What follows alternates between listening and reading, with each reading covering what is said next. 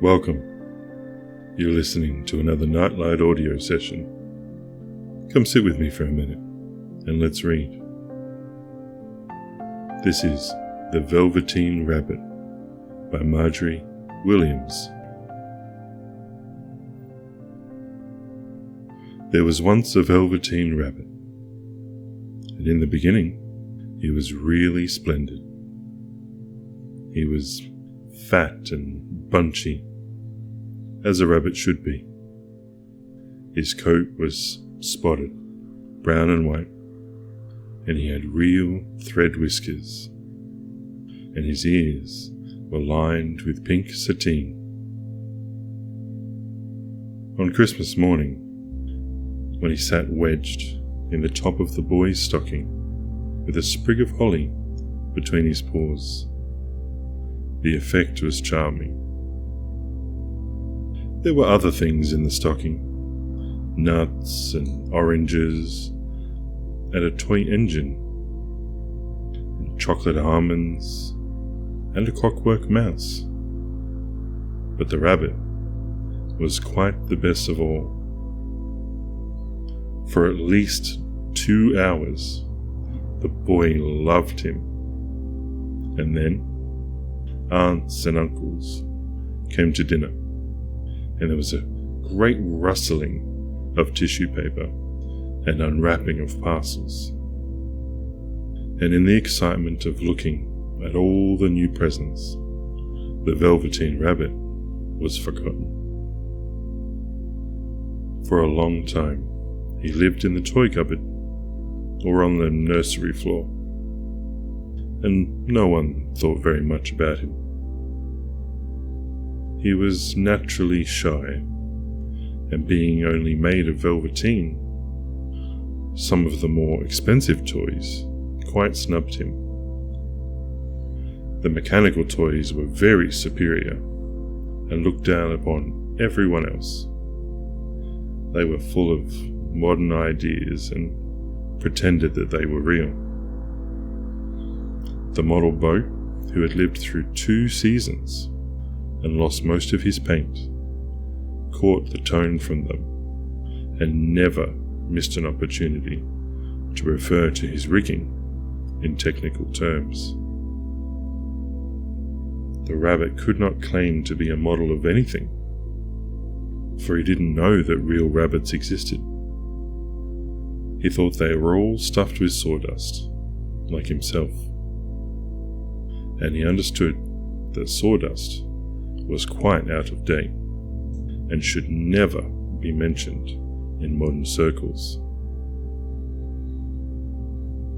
Even Timothy, the jointed wooden lion, who was made by the disabled soldiers and should have had broader views, put on airs and pretended he was connected with the government. Between them all, the poor little rabbit was made to feel himself very insignificant and commonplace, and the only person who was kind to him at all was the skin horse. The skin horse had lived longer in the nursery than any of the others. He was so old that his brown coat was bald in patches and showed the seams underneath, and most of the hairs on his tail had been pulled out to string bead necklaces. He was wise, for he had seen a long succession of mechanical toys arrive to boast and swagger, and, by and by, break their mainsprings and pass away. And he knew that they were only toys and would never turn into anything else. For nursery magic is very strange and wonderful, and only those playthings that are old and wise and experienced, like the skin horse, understood all about it.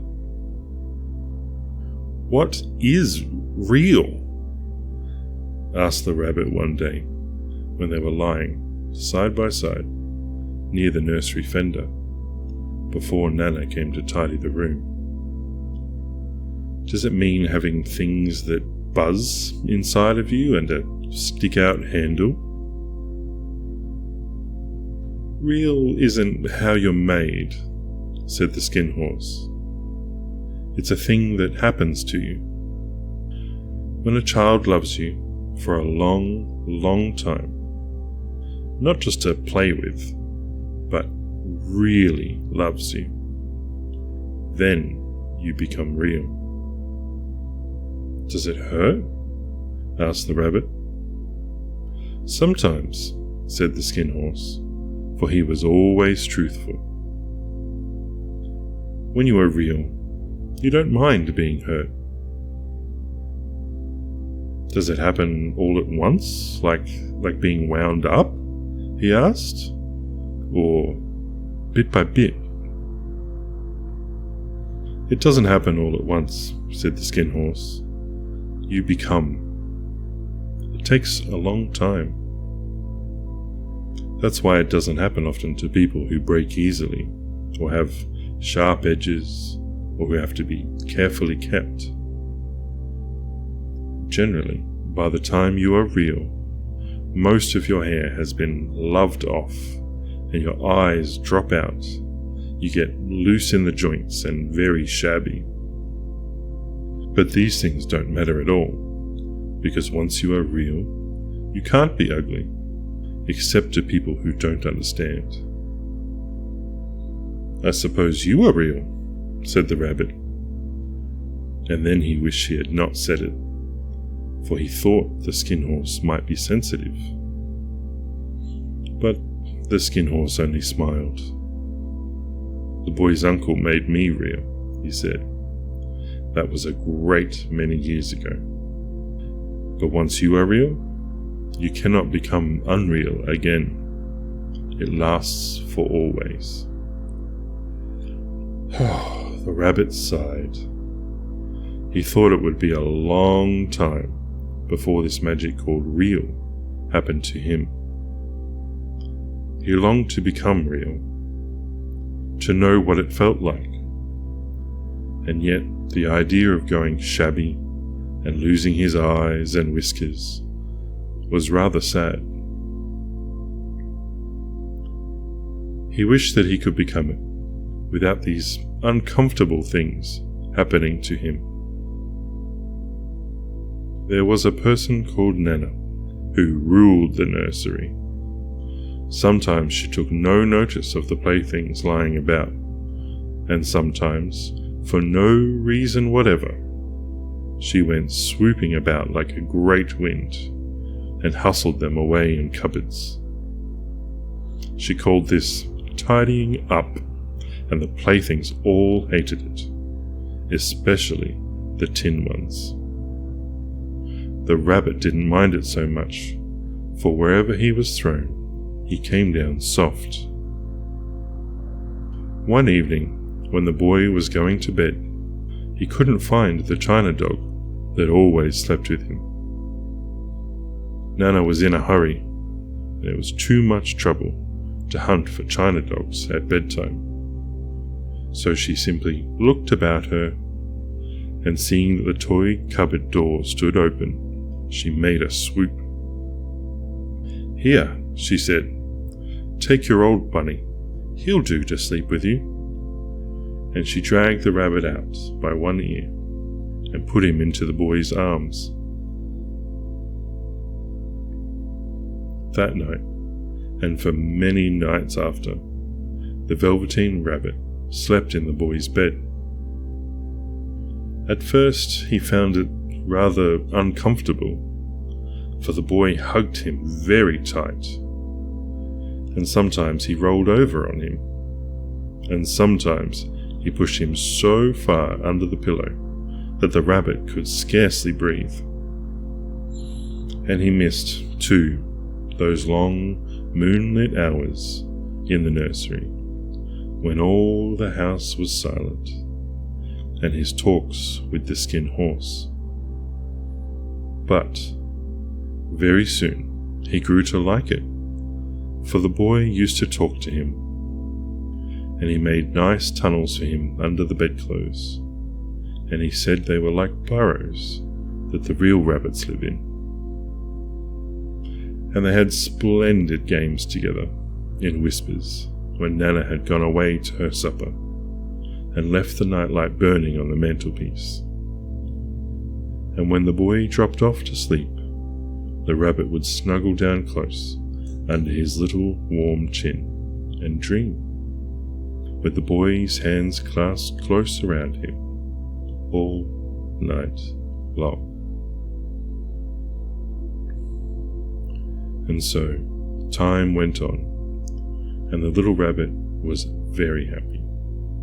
So happy that he never noticed how his beautiful velveteen fur was getting shabbier and shabbier, and his tail becoming unsewn, and all the pink rubbed off his nose where the boy had kissed him.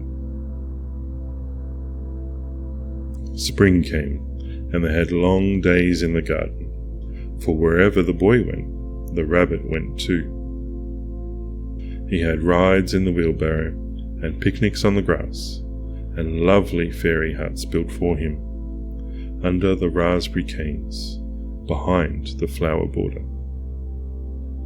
And once, when the boy was called away suddenly to go out to tea, and the rabbit was left out on the lawn until long after dusk, and Nana had to come and look for him with the candle, because the boy couldn't go to sleep unless he was there. He was wet through with dew, and quite earthy from diving into the burrows the boy had made for him in the flower bed, and Nana grumbled as she rubbed him off with a corner of her apron. "You must have your old bunny," she said. "Fancy all that fuss for a toy." The boy sat up in bed and stretched out his hands. "Give me my bunny," he said. "You mustn't say that. He isn't a toy, he's real." When the little rabbit heard that, he was happy, for he knew that what the skin horse had said was true. At last, the nursery magic had happened to him, and he was a toy no longer. He was real. The boy himself had said it. That night he was almost too happy to sleep, and so much love stirred in his little sawdust heart that it almost burst. And into his boot-button eyes that had long ago lost their polish, there came a look of wisdom and beauty, so that even Nana noticed it the next morning while picking him up, and said, "I declare, if that old bunny hasn't got quite a knowing expression." That was a wonderful summer. Near the house where they lived, there was a wood, and in the long June evenings, the boy liked to go there after tea to play. He took the Velveteen Rabbit with him, and before he wandered off to pick flowers or to play at brigands among the trees, he always made the rabbit a little nest somewhere among the bracken, where he would be quite cozy, for he was a kind-hearted little boy, and he liked the bunny to be comfortable. One evening, while the rabbit was lying there alone, watching the ants that ran to and fro between his velvet paws in the grass, he saw two strange beings creep out of the tall bracken near him. They were rabbits, like himself, but quite furry and brand new. They must have been very well made, for their seams didn't show at all, and they changed shape in a queer way when they moved. One minute they were long and thin, and the next minute fat and bunchy, instead of always staying the same like he did. Their feet padded softly on the ground, and they crept quite close to him, twitching their noses, while the rabbit stared hard to see which side the clockwork stuck out, for he knew that people who jump generally have something to wind them up. But he couldn't see it. They were evidently a new kind of rabbit altogether. They stared at him, and the little rabbit stared back, and all the time their noses twitched. "Why don't you get up and play with us?" one of them asked. "I don't feel like it," said the rabbit, for he didn't want to explain that he had no clockwork. "Oh," said the fairy rabbit, "it's as easy as anything," and gave a big hop sideways and stood on his hind legs. "I don't believe you can," he said. "I can," said the little rabbit. "I can jump higher than anything." He meant when the boy threw him, but of course he didn't want to say so. "Can you hop on your hind legs?" asked the fairy rabbit. That was a dreadful question, for the Velveteen Rabbit had no hind legs at all.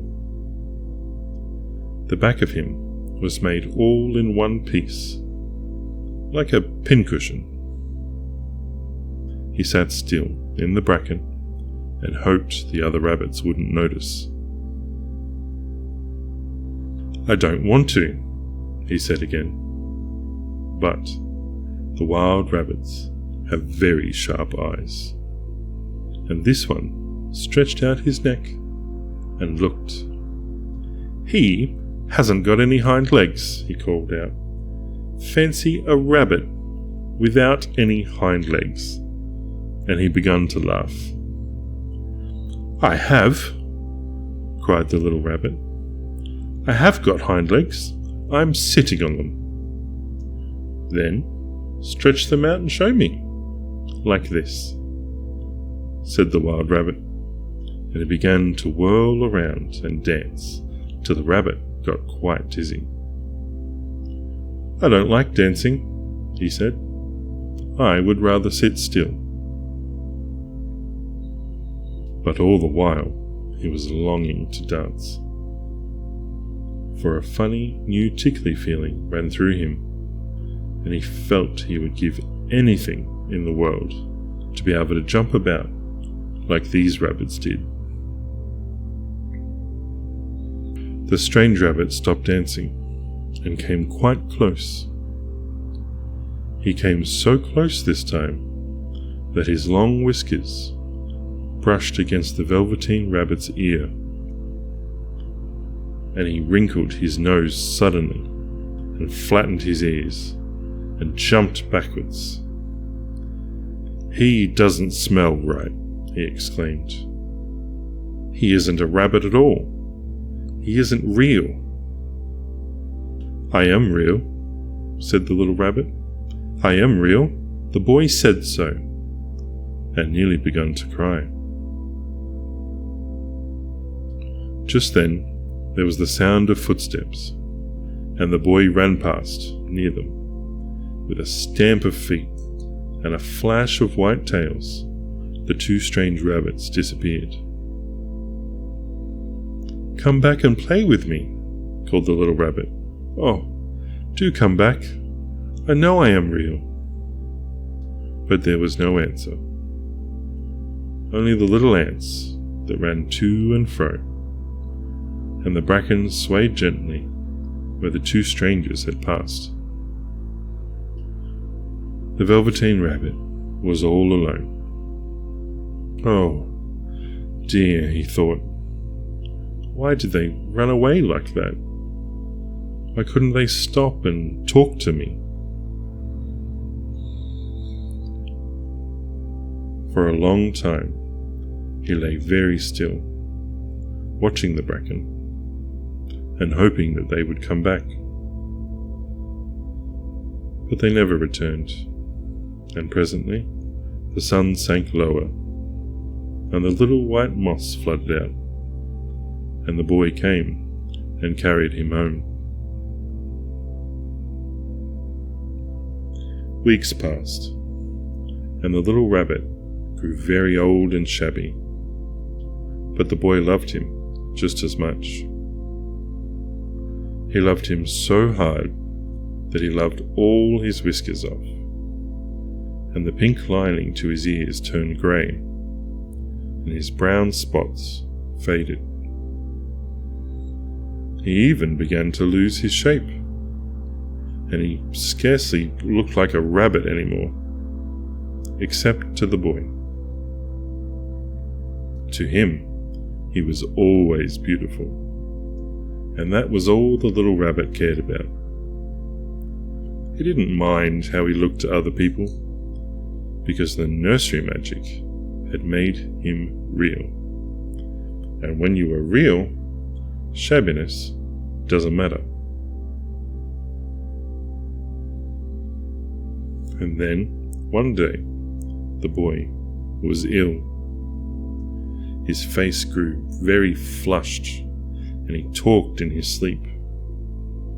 And his little body was so hot that it burned the rabbit when he held him close. Strange people came and went in the nursery, and a light burned all night. And through it all, the Velveteen Rabbit lay there, hidden from sight under the bedclothes. And he never stirred, for he was afraid that if they found him, someone might take him away. And he knew that the boy needed him. It was a long, weary time, for the boy was too ill to play, and the little rabbit found it rather dull, with nothing to do all day long. But he snuggled down patiently, and looked forward to the time when the boy should be well again, and they would go out in the garden amongst the flowers and the butterflies and play splendid games in the raspberry thicket like they used to.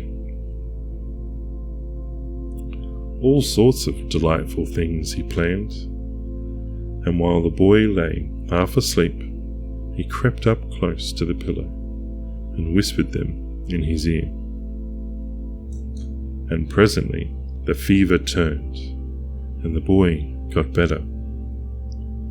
He was able to sit up in bed and look at picture books, while the rabbit cuddled close at his side.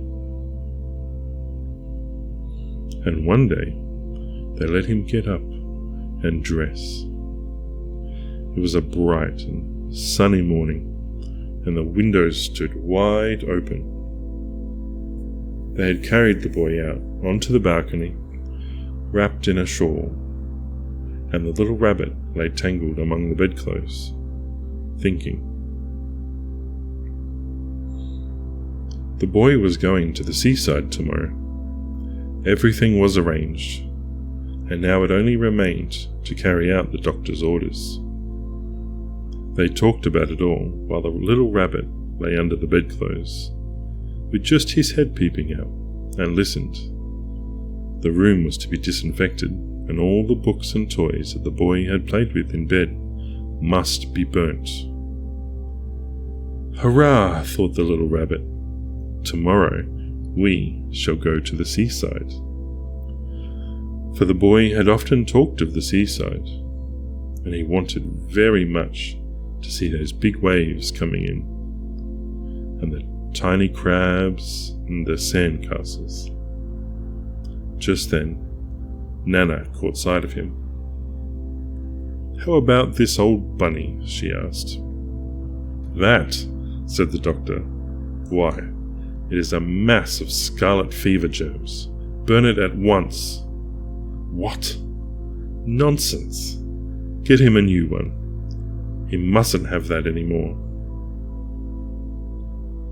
And so, the little rabbit was put into a sack with the old picture books and a lot of rubbish, and carried out to the end of the garden behind the fowl house.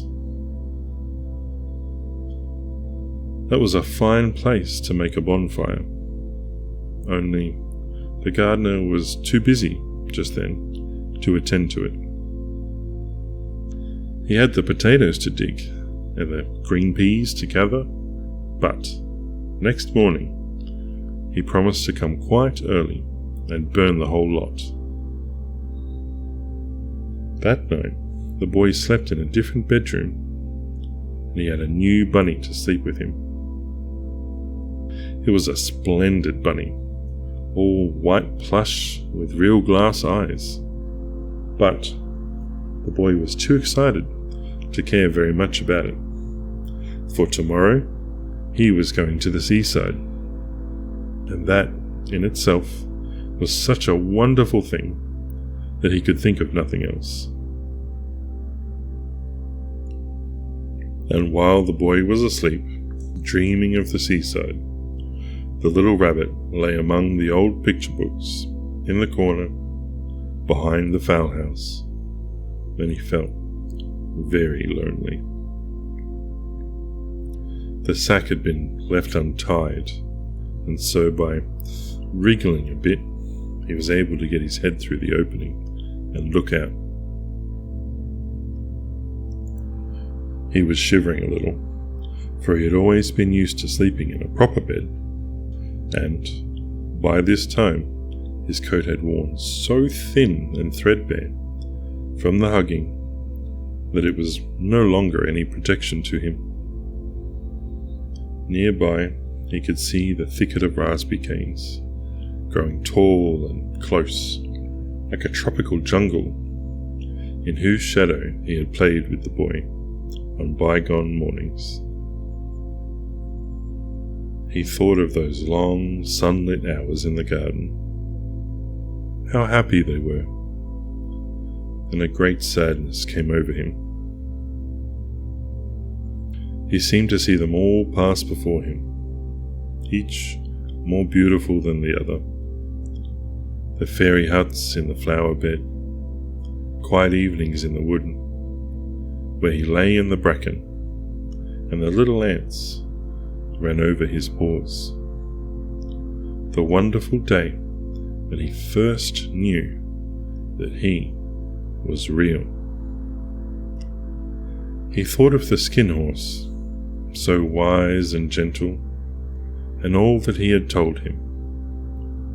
Of what use was it to be loved and lose one's beauty and become real if it all ended like this?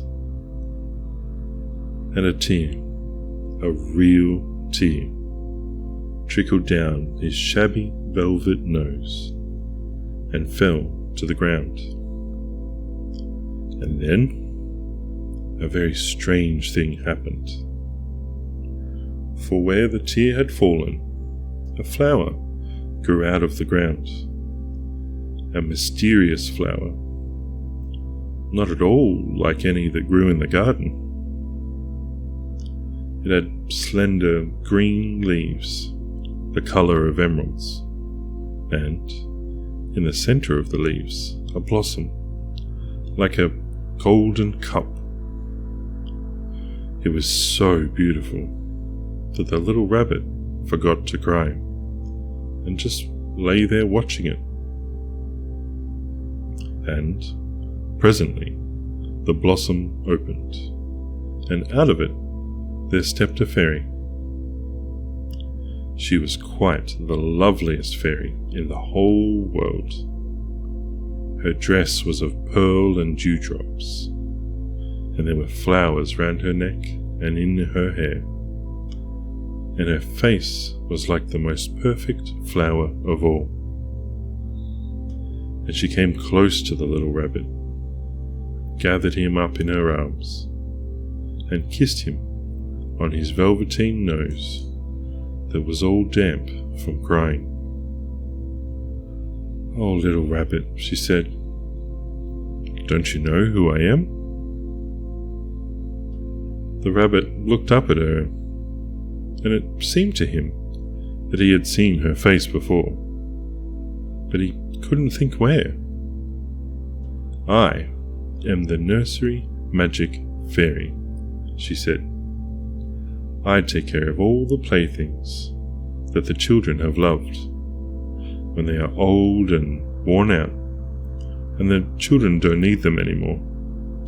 Then I come and take them away with me and turn them into real." "Wasn't I real before?" asked the little rabbit. "You were real to the boy," the fairy said, "because he loved you. Now you shall be real to everyone." And she held the little rabbit close in her arms and flew with him into the wood. It was light now, for the moon had risen. All the forest was beautiful, and the fronds of the bracken shone like frosted silver. In the open glade, between the tree trunks, the wild rabbits danced with their shadows on the velvet grass.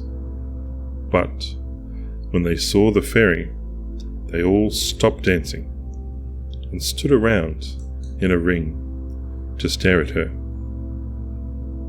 "I've brought you a new playfellow," the fairy said.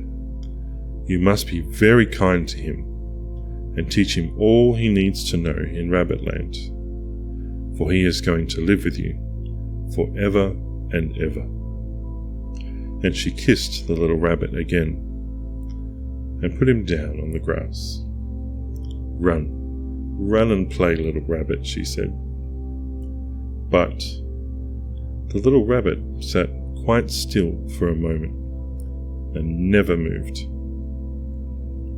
For when he saw all the wild rabbits dancing around him, he suddenly remembered about his hind legs, and he didn't want them to see that he was made all in one piece.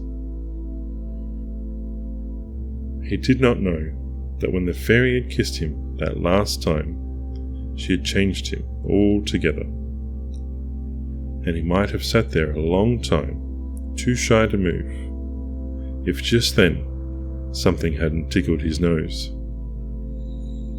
And before he thought what he was doing, he lifted his hind toe to scratch it, and he found out that he actually had hind legs. Instead of dingy velveteen, he had brown fur, soft and shiny. His ears twitched by themselves, and his whiskers were so long that they brushed the grass. He gave one leap, and the joy of using those hind legs was so great that he went springing about the turf on them, jumping sideways and whirling around as the others did.